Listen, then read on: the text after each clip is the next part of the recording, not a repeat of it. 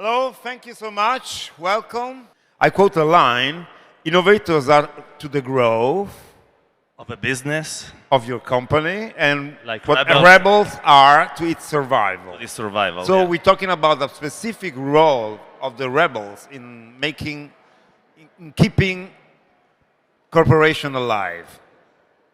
So this is my book number 2, and you Many books. So you started by saying how you became a writer and how. So I didn't want to be a writer, but it happened so that Bocconi asked asked me to write a book about the fintech revolution in 2016. It was published by Egea, and so I was actually compelled to write the first one, right? And then I discovered that I kind of liked it.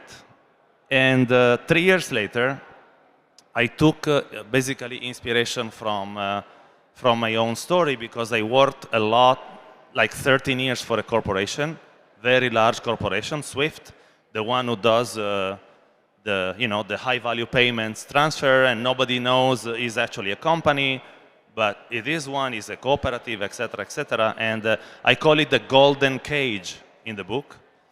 And then the last 5 years, we built something that is considered one of the pioneers of the whole fintech space called InnoTribe.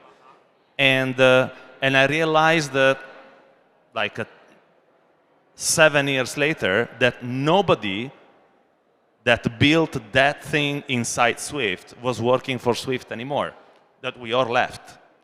So I said, okay, maybe there is something that is a common denominator for all these type of people that can stand only so much of corporate lives.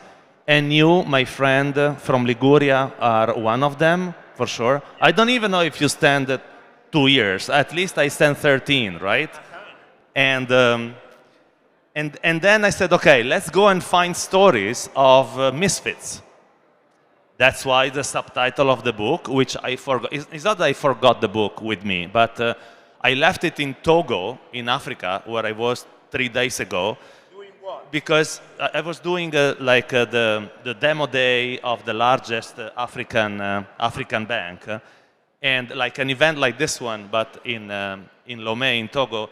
And there is this guy that is the chief learning officer of the bank. And I said, listen, I would rather leave the book to him because it will inspire, hopefully, some of the rebels of that bank, to come out and build, hopefully, wonderful stuff outside the company, because that's the point of being a rebel or a misfit, right? So misfits and rebels, or radical innovators, create a friction in a company that company can either accept or refuse. History says that company that accepts it, they are more likely to survive because rebels deal with a type of innovation that is not in the radar. They deal more with what the business is not yet doing, but should be worrying about. And our example in Swift dealing with fintech way before fintech, become this circus, okay?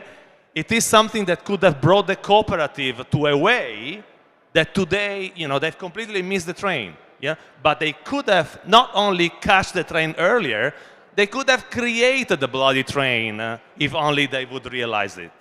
So I collected some of this story, told about mine, and sort of hopefully evangelized a little bit some of the corporation to deal better with this type of lateral talents. You're working on inclusion too, Matteo, and you're working in Africa as well, right? I started investing in Africa in 2015, and as a traditional venture capitalist. And then very soon I realized two things. One is that everyone was looking at the big markets, like Kenya, Nigeria, Egypt, South Africa, of course, and nobody gave a shit about what I call frontiers market, So the countries in between 2 and 20 million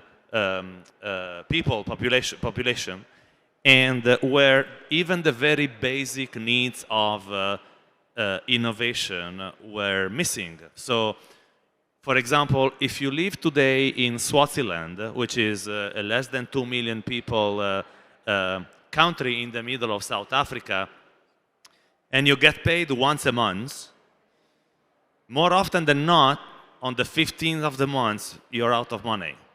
Because it doesn't work in Africa to get paid only once a month. So on the 15th, you go and look for a loan. And the only alternative is a shark loan at 25% a month, interest. So a very simple technology, as there are many in Africa, microfinance startups that allow people to borrow money at a much better rate because they use technology to do a better credit scoring. Okay? It is something that can change the life of hundreds of millions of Africans. So that was the first thing that I realized. And the second is that... I have a question in the middle. Do you think that it's stupid to say that all